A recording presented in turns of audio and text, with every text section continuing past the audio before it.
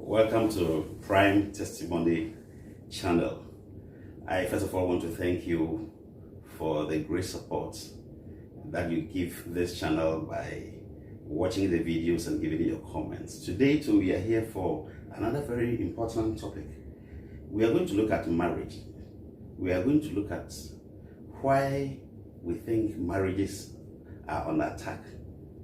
You agree with me that there are a lot of court cases, families are meeting, and a whole lot of chaos.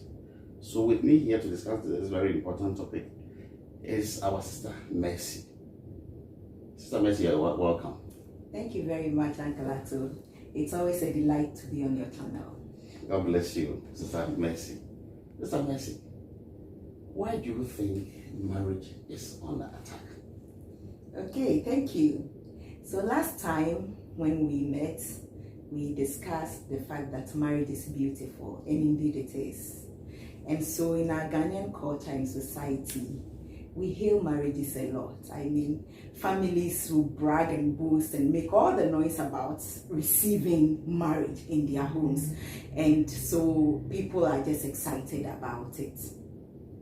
Much as we are excited about marriage, there is no institution.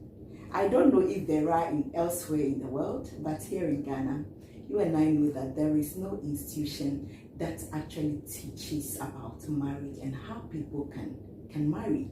Yeah, because knowledge, information is good. Bible says that because the people lack knowledge, they perish. And so knowledge, information is very, very critical to marriage. And so there is no institution that teaches anybody. And so hitherto, those days, I mean, our forefathers, and those times the family system was very, very solid. And so people lived together, and the young and the old lived together. They learned, by observation and also by some kind of impartation of knowledge.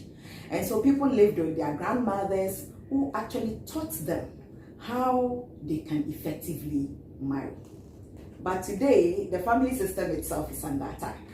And so one of the reasons, of course, is urbanization, where people have to move from one location to the other in search of greener pastures.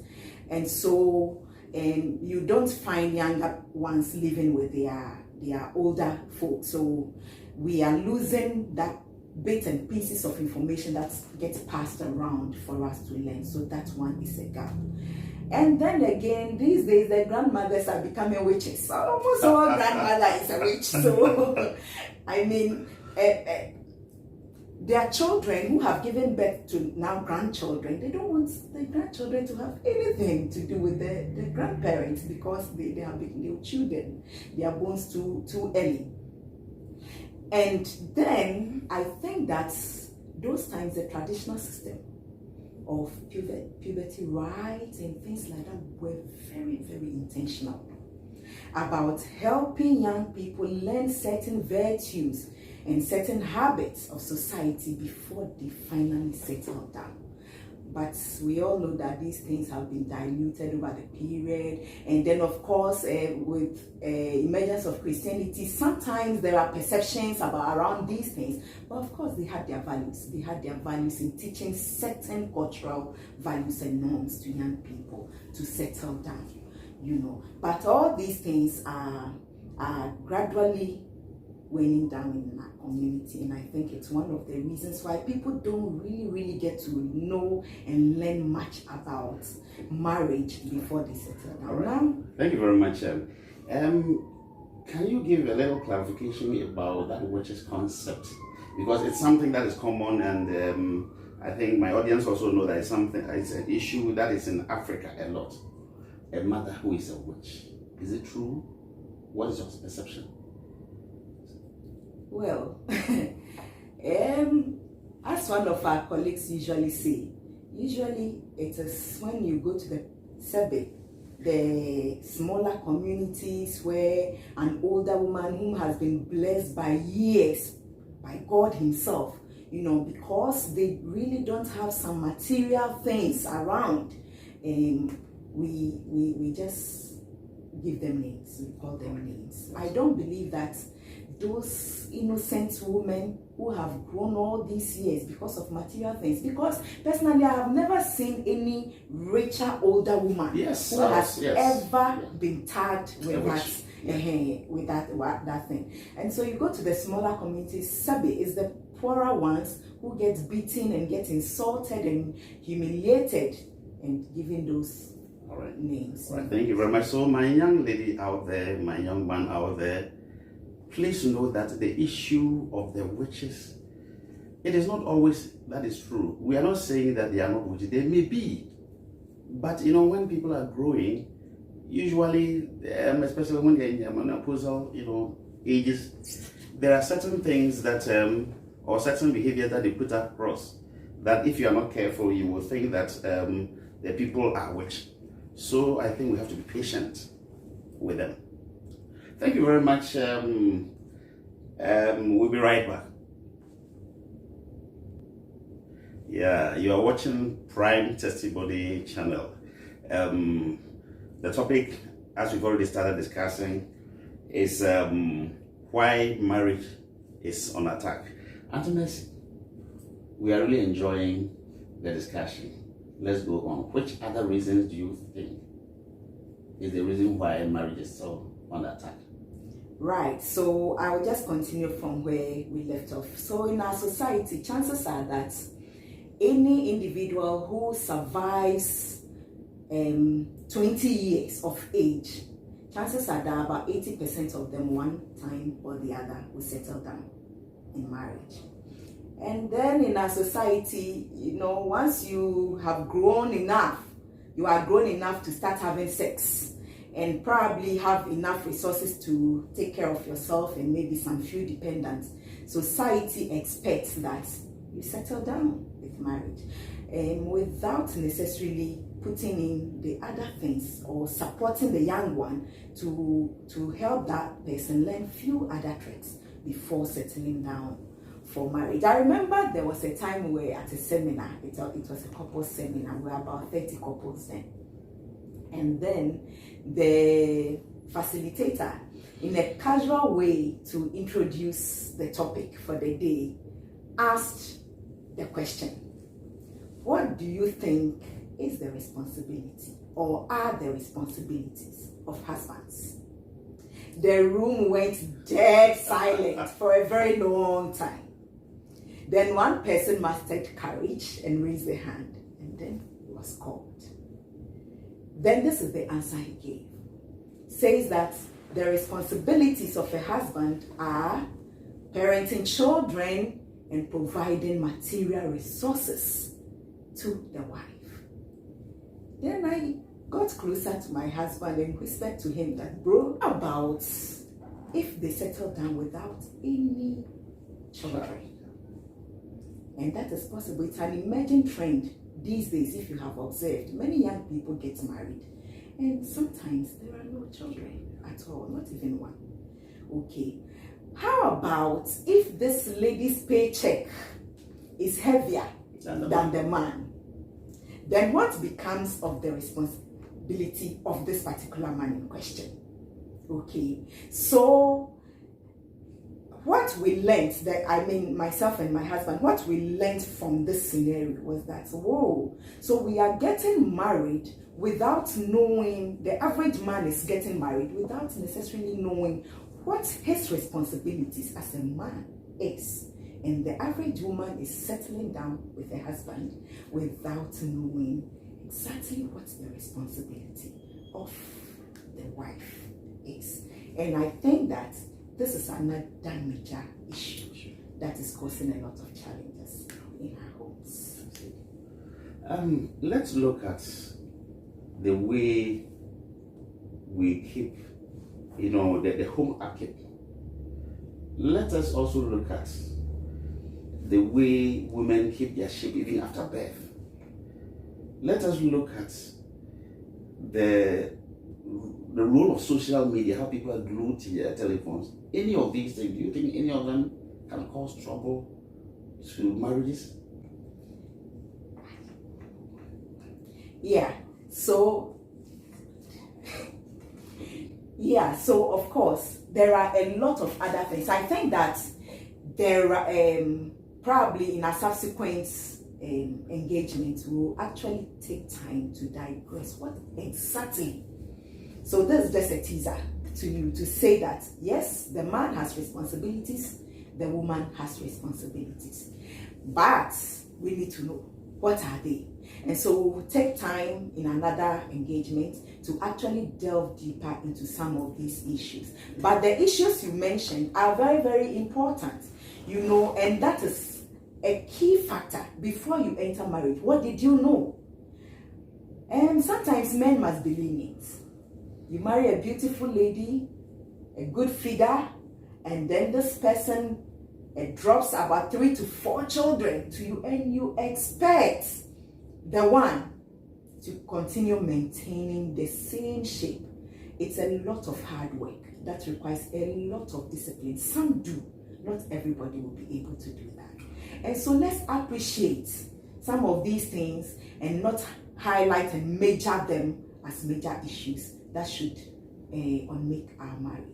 After all, it's about the values, not about the physical shape. The physical shape is very important, that notwithstanding. But we shouldn't major some of the little issues, and rather put some of the major issues rather under two. Yeah. What do you have to say about this? In Africa, people love God. Ghana specifically, people attend the women's fellowship, what we usually call the Meku and these things. Husband did is complain that a lot of women even respect their pastors more than their husbands. Their commitment to church is more important to them than their hope. Children have not eaten. He says that I'm going for a women's fellowship meeting and all these things. Church activities versus what is happening at home. Your comments. That's a $1 million question. And yes, churches are important. They play significant roles in our spiritual development, okay? However, when I started life, one of the things I majored was the fact that the church starts from my home. And so especially when I started giving birth to children, my children were young, I didn't patronize a lot of church activities because of perception. World views drives the way people live their lives. And so for me, my family is my first church. And I think husbands are complaining about these things because in some cases, husbands have shared their duties as the high priests of the home. The husband must drive spiritual activities. And so if you are failing and another person called the pastor is playing that role, yes, definitely you are losing your family already to the church. Right. So much as the church is important, it begins from the home. If everything is okay at the home, if spiritual life at home is okay, the church is more than okay. Right. But don't you think some pastors also sometimes overstep their bounds? Because it looks as if sometimes, because an example was given of a man of God somewhere whom the husband who was abroad had sent money for a building project. By the time you realized he had loaned out the money to the pastor, and payment has become something. Right.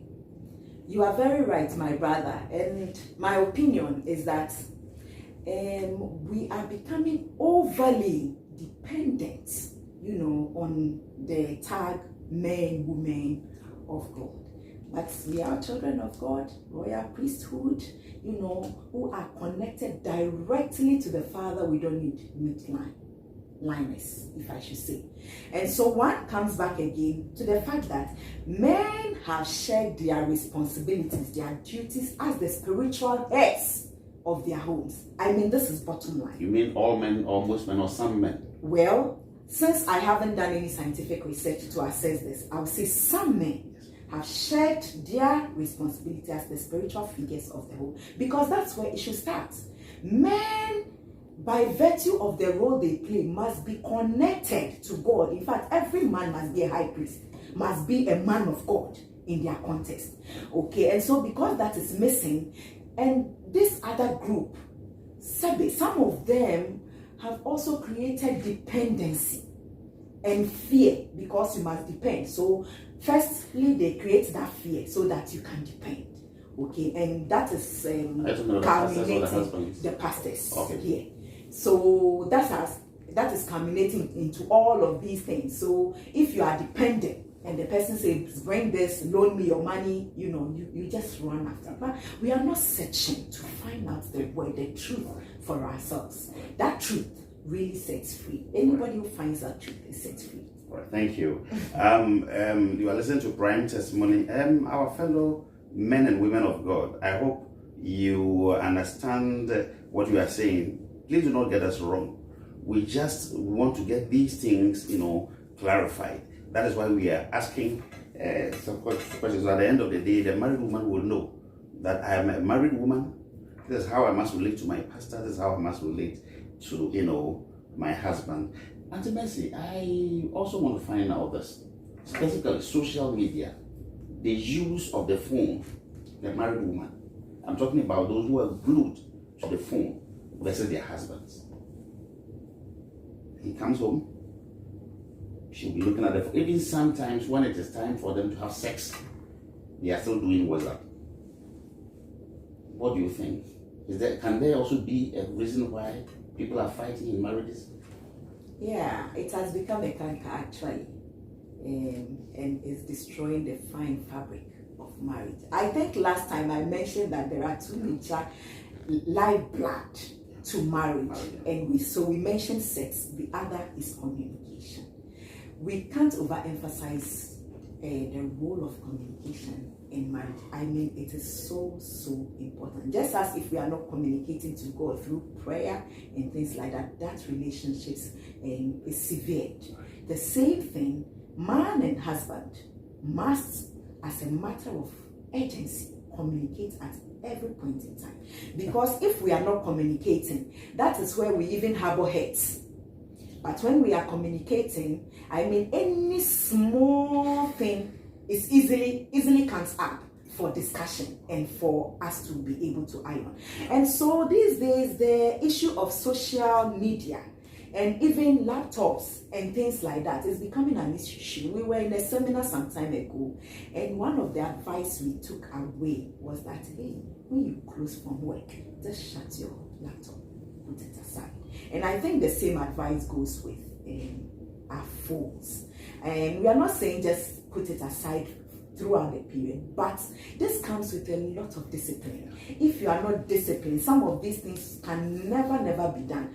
Who is important and what is important? Now, I saw on the social media some children who were protesting against their parents because now the phone has become so important than even listening to those children. And it is the same thing. Children are protesting, and I'm sure husbands will be protesting and wives will also be protesting. And so it is very important we determine what is important at what point in time and pay that attention to that. Thank you very much. Because this meeting is meant to be a very short meeting, we will, go to the other part, but there's one important topic I won't let you go unless we talk about. We are going to sex. What do you think is the reason why there are a lot of fights and misunderstanding in marriage because of this three-letter word? Well, your questions are very interesting, Yeah, but to say anything about sex, I would like to say if couple knew the benefits that sexual relationship in marriage, please, not outside marriage. If you are not married, don't try it. But within marriage, if you knew the benefits that sexual relationship brings, I don't think either you, the man, or the woman would ever try to dodge it. It's a beautiful thing, and especially when you are tired, because most of the time, women especially will give the excuse of fatigue. Yes, we know women are gone down with a lot of things in a day to do. After office hours, you get to the home, especially when you don't have a help. It is one thing to the other, and the other to the children, to feeding and all of that. Yes, we get tired. That is a fact. But that notwithstanding, lady, when you are tired, try sex. I mean, and see what happens to you the next day. Some use health conditions, as excuses, when sometimes it may be genuine, but other times we know that we are just giving excuses. I think when the excuses goes on and on and on and on, that is where one of the spouses starts sitting down to think, hey, what could be happening? Is it that this person is satisfying him or herself elsewhere? And then, okay, so if this one is cheating, let me also try cheating and see whether to equalize, whatever is happening. So please, sexual relationships in marriage, please, God gave our bodies to each other. That is what Corinthians says, 1 Corinthians 7. Please read it. It says, man, your body does not belong to you. Woman, yours does not belong to you. It belongs to each of us. And so anytime one person requests, I wouldn't say demands, but requests, it's a request for such a relationship. It's one of the reasons why we got married, So kindly give in. And you yourself stands to benefit from. Maybe scientifically, we will have to talk about the scientific benefits of having good sexual relation. There is not just having sex, but very good sexual relation with your spouse, not with another person's spouse or somebody who is not married to you, but with the one you are lawfully married to. And so, I think that until we meet another time, keep enjoying your marriage. Keep Christ at the center of your marriage. And if you are not yet married, try and learn around marriage and some of these things before you settle down.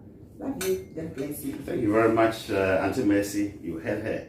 She said that any of you can request for it. Until we meet again, we're out of here. God bless you.